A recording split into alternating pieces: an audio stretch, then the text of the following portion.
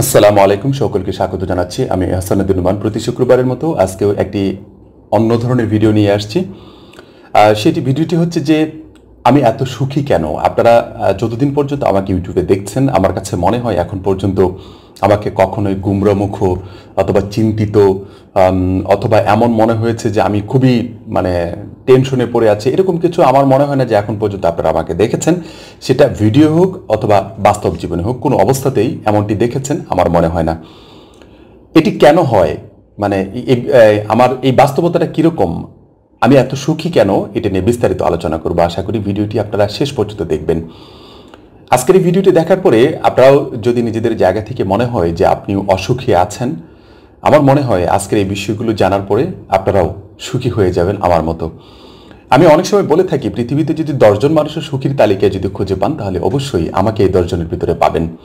আমি এরকম একজন সুখী মানুষ, সর্বাবস্থায় আল্লাহর শুকরিয়া আদায় করি, আলহামদুলিল্লাহ। আমি কয়েকটি বিষয় আপনাদের সামনে উপস্থাপন করব।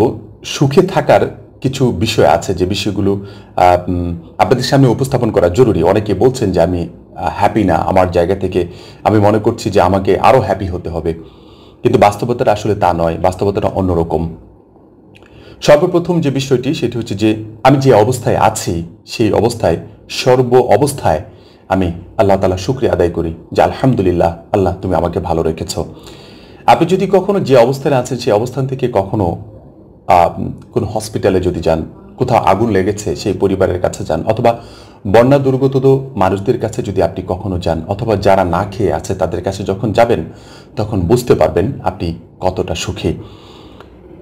আপনি বিশেষ করে যদি হসপিটালে যান, আমি যদি আপনাদেরকে বলি যে কেউ যদি কখনো মনে করেন যে না আমি সুখী নই, তাহলে অবশ্যই একবার হসপিটাল ঘুরে আসবেন অথবা একবার কবরস্থান ঘুরে আসবেন, তাহলে বুঝতে পারবেন মানুষ কতটা অসহায় হয়ে পড়ে আছে, সেই জায়গা থেকে আপনি কতটা সুখী। একজন কবরে শুয়ে আছে, তার ডানে বায়ে সামনে পিছনে কেউ নাই, উপরে শুধু মাটি, সেই জায়গা থেকে আপনি কতটা ভালো জায়গায় আছেন আপনি চিন্তা করেছেন একবার? একবার যদি হসপিটালে যান, দেখবেন কত মানুষ ব্যথায় কাতরাচ্ছে, কারো পা ভাঙ্গা, কারো হাত ভাঙ্গা, কারো মাথা ফাটা, কারো পেটে ব্যথা, বিভিন্ন ধরনের সমস্যায় জর্জরিত হয়ে মানুষ হসপিটালের বিছানায় শুয়ে আছে। সেই জায়গা থেকে আপনি কতটা সুখী, আল্লাহর কাছে কি একবার প্রশংসা করেছেন? এজন্য সর্ব অবস্থায় যে অবস্থানে আছেন সেই অবস্থান থেকে আল্লাহর কাছে শুকরিয়া আদায় করেন। আর সবসময় শুকরিয়া আদায়টুকু কখন আপনার সামনে ভেসে উঠবে বেশি? যখন আপনি যে অবস্থানে আছেন সেই অবস্থান থেকে নিচু জায়গা থেকে একটু চোখ দেবেন। নিচে যারা আছে, আপনার নিচে যারা আছে, আপনি হয়তো 3 বেলা খেতে পারছেন, যারা 2 বেলা খেতে পারছে তাদের দিকে তাকান, যারা 1 বেলা খেতে পারছে তাদের দিকে তাকান, তাহলে বুঝতে পারবেন আপনি কতটা সুখী। আশা করি বুঝতে পেরেছেন। দ্বিতীয় নাম্বার যে বিষয়টি, পৃথিবীর সবচেয়ে মূল্যবান একটি সম্পদ আমার কাছে মনে হয়, সেটা হচ্ছে যে আমার বাবা মা। যে বাবা মা আমাকে অনেক কষ্ট করে জন্ম দিয়েছেন, লালন পালন করেছেন, এত বড় করেছেন, সে বাবা মায়ের সাথে থাকার সুযোগ এখনো আমার হয়েছে। অনেকে বলে থাকি আমরা অনেক সময় যে বাবা মা আমার সাথে আছে, কিন্তু আমি বলবো আমার জায়গা থেকে যে না, আমি বাবা মায়ের সাথে থাকার সুযোগ পেয়েছি, আমি বাবা মায়ের সাথে এখনো থাকতে পারছি, আমি বাবা মায়ের বাসায় থাকার সুযোগ পেয়েছি। এজন্য সবসময় নিজের বাবা মায়ের প্রতি একটা সবসময় সুনজর দেওয়ার চেষ্টা করবেন। পাশাপাশি তারা যতদিন বেঁচে আছেন, তারা হয় শিক্ষিত হোক অথবা তারা অশিক্ষিত হোক, যে যার জায়গা থেকেই হোক না কেন, সবসময় তাদেরকে এমন একটা আসনে বসিয়ে রাখবেন যে আসনটা থেকে তাদের জায়গা থেকে অটোমেটিক্যালি আপনার কাছে যেন দোয়া আসে। সেটা আপনি কখনো কল্পনাও করতে পারবেন না যে আপনার জন্য যাহাই দোয়া করবে তাহাই আপনার জন্য সামনের দিনগুলোতে অপেক্ষা করছে। মনে রাখবেন, আমি আবারও বলছি, আপনার বাবা মা শিক্ষিত হোক অথবা অশিক্ষিত হোক অথবা পাগল হোক, যেই হোক না কেন, ঠিক আছে, আপনার বাবা মা আপনার জন্য যাহা বলবে, ঠিক আছে, যা এই 2 ঠোঁটের ফাঁক দিয়ে যাহা বের করবে, যাহা বলবে অথবা মনে মনে যেটা বলবে, তাহাই আপনার জন্য সামনে অপেক্ষা করছে, সেটা ভালো মন্দ যেটাই হোক না কেন। এই জন্য সবসময় চেষ্টা করবেন বাবা মায়ের খেদমত করা। যতদিন পর্যন্ত বাবা মা বেঁচে আছে বাবা মায়ের খেদমত করবেন। এখন প্রশ্ন আসতে পারে যে আমার তো বাবা মা অনেকের নাই, আমি কি করব? আপনার বাবা মায়ের বয়সে যারা আছেন, আপনার চাচা হোক অথবা আপনার গ্রামের কেউ হোক অথবা পৃথিবীর যে কোনো বাবা মাই হোক না কেন, তাদেরকে অন্ততপক্ষে সম্মান শ্রদ্ধা যেটা করলে তারা খুশি হবেন, অতটুকু জিনিস যদি অন্ততপক্ষে করতে পারেন, আমি বলবো যে বাবা মায়ের জায়গাটুকু কীরকম হওয়া উচিত সেটা আপনি অন্ততপক্ষে ফিল করতে পারবেন নিজের জায়গা থেকে। এজন্য সবসময় চেষ্টা করবেন বাবা মায়ের কাছে থাকার, বাবা মায়ের খেদমত করার।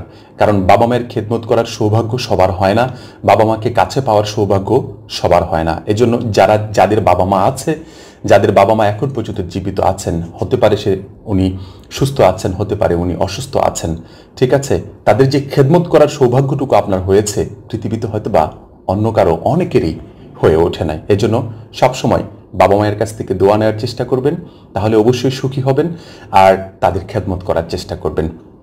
তৃতীয় নাম্বার যে বিষয়টি, সবসময় আমার সহযোগিতার হাতটুকু বাড়িয়ে দেই আমার আশেপাশে, আমার সামনে পিছনে ডানে বায়ে, দেখায় অদেখায়, যেখানেই হোক না কেন আমার সহযোগিতার হাতটুকু বাড়িয়ে দেওয়ার চেষ্টা করি।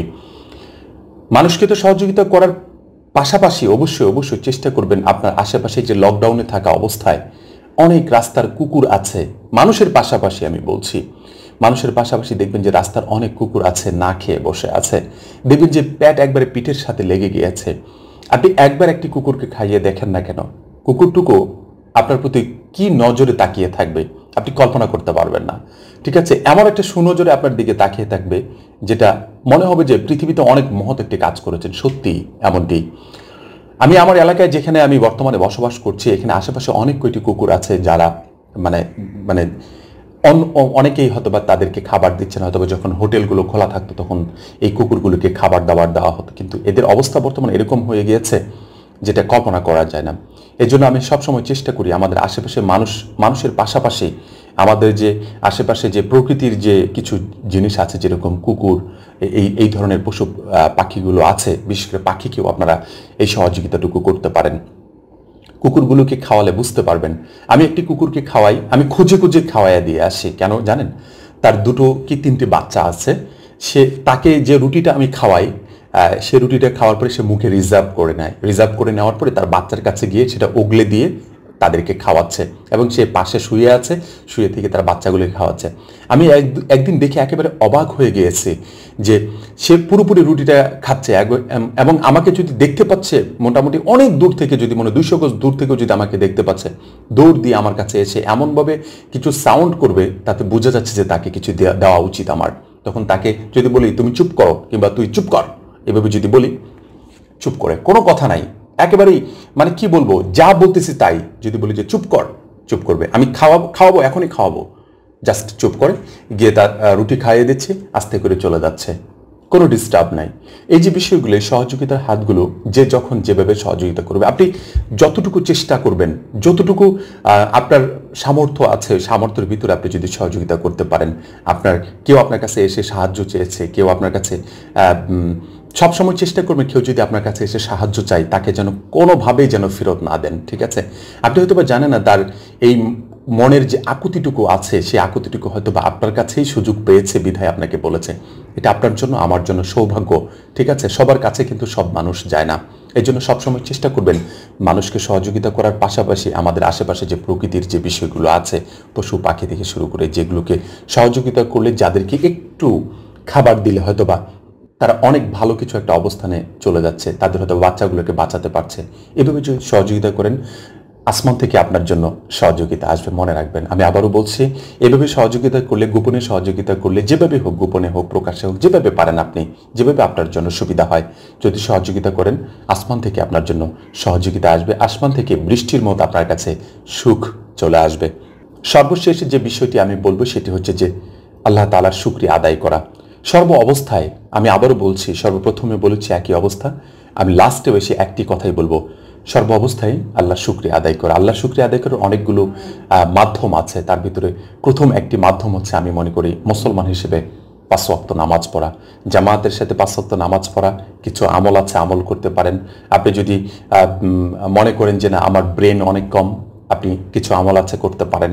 রাব্বি জিদনি ইলমা, রাব্বি ইশরাহ লি সাদরি ওয়াইসির লি আমরি ওয়াহলুল উকদাতাম মিন লিসানি ইয়াফকাহু কাওলি, এই যে আমলটুকু আছে এটা করতে পারেন।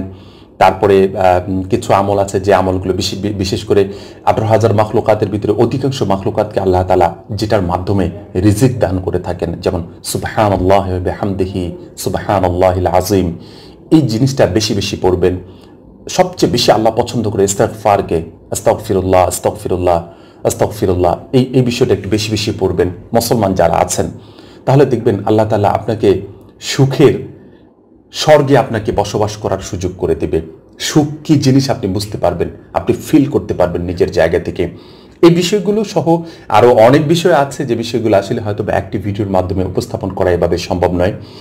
আমি চেষ্টা করছি যতটুকু আপনাদের সামনে উপস্থাপন করলে আপনারা উপকৃত হবেন। আমার কাছে মনে হয় যে আমার প্রতিটা ভিডিওই আপনাদেরকে কোনো না কোনোভাবে সহযোগিতা করবে। এই জন্য আমি চাই আমার প্রতিটা ভিডিওর মাধ্যমে যেন আপনারা উপকৃত হতে পারেন, এই উদ্দেশ্যেই আমি আমার প্রতিটা ভিডিও আপনাদের সামনে উপস্থাপন করার চেষ্টা করি। এই কথাগুলোর মাঝখানে যদি কারো মনে কষ্ট দিয়ে থেকে হয়তো বা অনেকে হতে পারেন, অথবা অনেকের বাবা মায়ের কথা আমি মনে করে দিয়েছি, এমনটি হলে অবশ্যই যদি স্মরণে চলে আসে আপনাদের বাবা মা যেভাবেই হোক না কেন তাদের জন্য দোয়া করবেন। তারা যদি আজকে পৃথিবীতে না থাকেন তাদের জন্য দোয়া করবেন, আর যদি পৃথিবীতে থাকে তাদের খেদমত করার সুযোগটুকু এখনই ছিনিয়ে নেন। আমি বলবো ছিনিয়ে নেবেন, অবশ্যই ছিনিয়ে নেবেন। আশা করি বুঝতে পেরেছেন। আমার জন্য দোয়া করবেন, আমার ফ্যামিলির জন্য দোয়া করবেন, আমার অফিস ফ্যামিলির জন্য দোয়া করবেন, আমার স্ত্রী সন্তান বাবা মা সকলের জন্য দোয়া করবেন। আমি আপনাদের সকলের জন্য দোয়া করি। সবাই ভালো থাকবেন, সুস্থ থাকবেন। ধন্যবাদ সবাইকে। আসসালামু আলাইকুম ওয়া রাহমাতুল্লাহি ওয়া বারাকাতুহু।